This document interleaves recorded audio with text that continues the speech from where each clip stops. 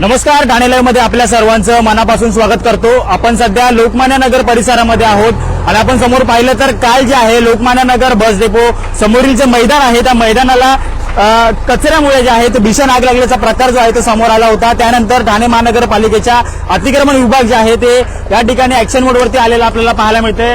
प्रभाग क्रमांक 14 चे नगरसेवक राकेश शिंदे यांच्या आक्रमक पवित्र्यानंतर या ठिकाणी ठाणे महानगरपालिकेचं अतिक्रमण विभाग या ठिकाणी दाखल झालेला आपल्याला पाहायला मिळतोय। भीषण जी आग जी आहे ती या मैदानातील कचऱ्याला जे आहे ते लागलेलं आपल्याला पाहायला मिळते। संपूर्ण प्रकार जो आहे तो नगरसेवक राकेश शिंदे यांना समजल्यानंतर या ठिकाणी ठाणे महानगरपालिकेचा अतिक्रमण विभाग या ठिकाणी जेसीबी आहे ती दाखल झालेली पाहायला मिळते।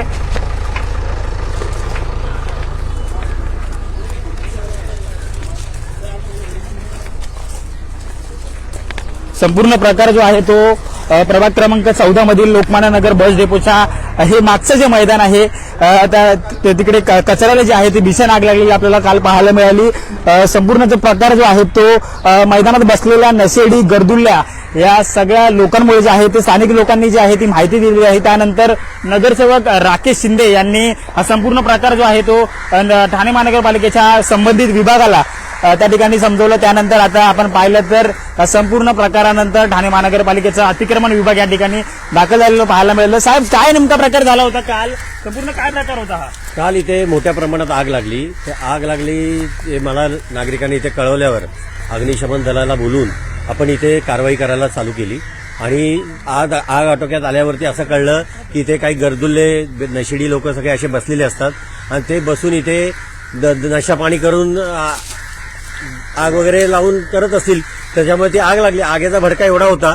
त्याच्यानंतर जेव्हा आम्ही आतमध्ये शिरलो तेव्हा बघितलं की ह्या मागच्या साईडला फ्रंटवाल्यांनी मागच्या साईडला गाळे एवढे वाढवले, तिथे सुद्धा दारू पियाला नशा करायला लोक बसतात आणि वारंवार नागरिकांची इथे कंप्लेंट होती। आणि काल ही आग लागल्यामुळे हा निमित्त मिळालं लोकांना की हे प्रकार उघडकीस आला त्याच्यामुळे। आणि त्याच्यातच आपण तात्काळ काल आग लागल्यानंतर तात्काळ आपण सहाय्यक आयुक्तांना फोन करून सांगितलं की आम्हाला उद्याच्या उद्या इथे कारवाई हवी आहे। तर त्यांनी ती कारवाई चालू करायला दिली आणि आम्हाला फोन करून सांगितलं की आम्ही जेसीबी पाठवतो। कारण की पहिला 8 माणसं पाठवले, त्यांच्यानी काय ते होणार नव्हतं। आम्ही बोललो आम्हाला जेसीबी पाहिजे, जेसीबी शिवाय हे हटणार नाही। आणि आता हे जेसीबीने तुमच्या डोळ्यात देखतच आपण कारवाई चालू करतो। साहेब, आपण काल आक्रमक पवित्रा घेतला, कुठेतरी संपूर्ण गाळे जे आहे ते हटवण्याची मागणी केली, आरक्षित भूखंड आहे।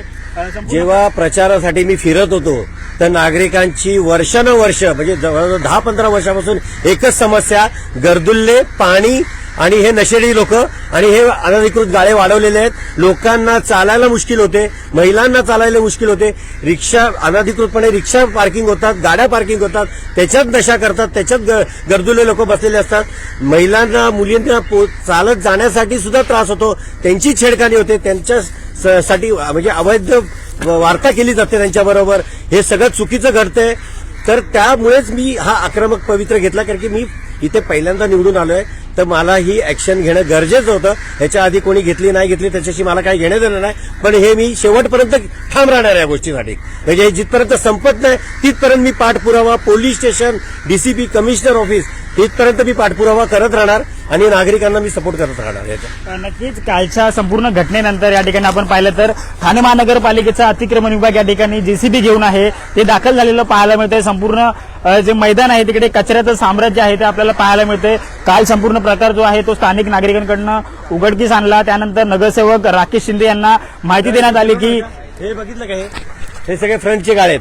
हे फ्रंटच्या गाळ्याच्या मागच्या साईडला कसे वाढवलेत आणि हे फ्रंट पुढे चायनीजवाले, मोमोजवाले मागे दारू पियाला बसवतात आणि तिथेच दारू पिता पिता त्यांची नशाबिशा चालते। आणि त्या नशेबिशाच्या नशीब ती आग आपण आटोक्यात आणली टायमावर, दस्ती आणली तर याचा मोठा परिणाम झाला असता, जीवितहानी पण होऊ शकली असती।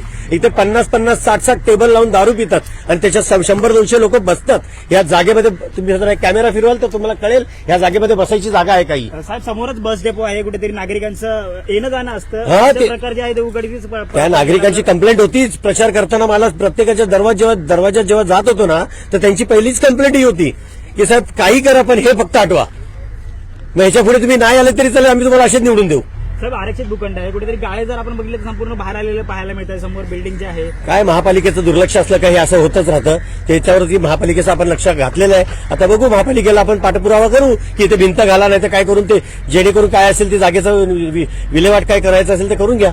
तर नक्कीच हा संपूर्ण प्रकार जो आहे तो लोकमान्य नगर बस डेपो समोरील असलेल्या या मैदानातनं आपण ठाणे लाईव्हच्या माध्यमातून लाईव्ह पाहतोय. समोर आपण पाहिलं तर ठाणे महानगरपालिकेचं अतिक्रमण विभाग जे आहे ते जेसीबी घेऊन या ठिकाणी दाखल झालेलं पाहायला मिळतंय. काल या रात्री जे आपण पाहिलं तर या मैदानामध्ये आहे ती आग लागलेली आपल्याला पाहायला मिळाली. त्यानंतर स्थानिक नागरिकांनी अग्निशमन दलाला या ठिकाणी बोलवलं. त्यानंतर आग कुठे जी आहे ती आटोक्यात आलेली पाहायला मिळाली. त्यानंतर संबंधित माहिती जी आहे ती येथील स्थानिक नगरसेवक जे आहेत राकेश शिंदे यांना मिळाली. त्यानंतर त्यांनी आक्रमक भूमिका घेतली. संबंधित स्थानिक लोकांशी जो आहे तो संवाद साधला. त्यानंतर संपूर्ण प्रकार जो आहे तो येथील चरसुले असतील, गर्दुल्ले असतील, नशेडी लोक जे आहेत या मैदानामध्ये बसतात आणि कुठेतरी नशेमध्ये जे आहे ते आग वेगळा प्रकार जो आहे तो या मैदानामध्ये घडताना पाहायला मिळतोय. हा संपूर्ण प्रकार जो आहे तो राकेश शिंदे यांनी उघडकीस आणला आणि संबंधित विभागाला जो आहे ठाणे महानगरपालिकेच्या कळवल्यानंतर आता आपण पाहिलं तर समोर या मैदानामध्ये आहे ठाणे महानगरपालिकेचं अतिक्रमण विभाग जे आहे ते जेसीबी घेऊन या ठिकाणी दाखल झालेलं पाहायला मिळतंय. या आरक्षित हटा इधर से अनेक वर्ष झालं इथं मोठे मोठे क्लासेस आहे, युपीएससीचे क्लासेस आहे, चांगल्या चांगल्या प्रकारचे क्लासेस आहेत. इथे शाळा आहेत, विद्यार्थी आहेत. आपल्या महिला भगिनीने बाजूला बस डेपो आहे. अनेक तक्रारी आलेल्या आहे. इथे अनेक प्रकारची लोक, गांजेडी, नशेली, हे दारू पिणारी लोक अनधिकृतपणे इथे बसतात आणि हे सर्व गाळे जे अनधिकृतपणे गाळे उभे केलेले आहेत हे, आणि याच्यावरती खरोखर अनेक लोकांच्या तक्रारी आलेल्या आहेत. मी एक स्थानिक शाखा प्रमुख आहे आणि याची सूचना आम्ही स्थानिक नगरसेवकांना दिलेली आहे आणि खरोखर त्यांनी त्या सूचनेचं पालन करून इमिजिएटली ऍक्शन घेण्याचं त्यांनी हे ठरवलेलं आहे. नगरसेवकांनी जर आक्रमक पवित्रा काल तर घेतला, परंतु कुठेतरी समोर बघितलं तर बस डेपो आहे, लोकांचं येणं जाणं असतं, स्थानिक महिला असतात, भगिनी असतात. संपूर्ण प्रकार जो या मैदानामध्ये घडतो कुठेतरी चांगला वाटतं. हा संपूर्ण प्रकार बघताय प्रभाग क्रमांक 14 प्रभाग क्रमांक 14 मध्ये आम्हाला असाच एक नगरसेवक हवा होता जेणेकरून आमच्या सर्व लोकांच्या भावना समजून घेईल, लाडक्या बहिणींच्या भावना समजून घेईल. विद्यार्थी आहेत, अनेक विद्यार्थ्यांची छेडछाड होते. अनेक वेळेस या इथं प्रॉब्लेम होत असतात, लफडी होत असतात.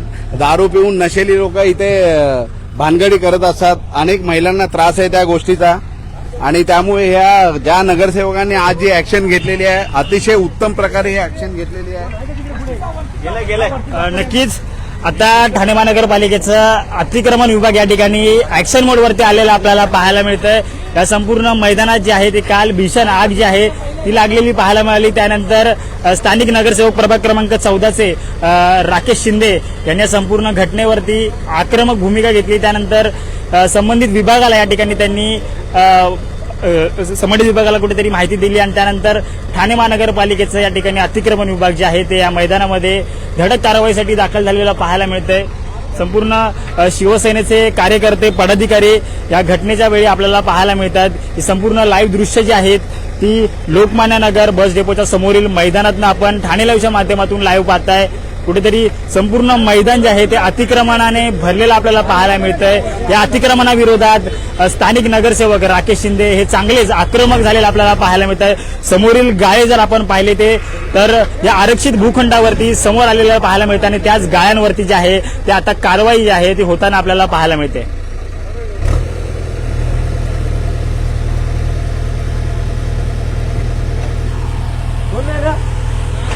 साहेब, अनेक वर्षांपासून हे कुठेतरी गाळे होते, आज कुठेतरी कारवाई आपल्या डोळ्यासमोर 15-20 वर्ष झाले लोक हटत नव्हते.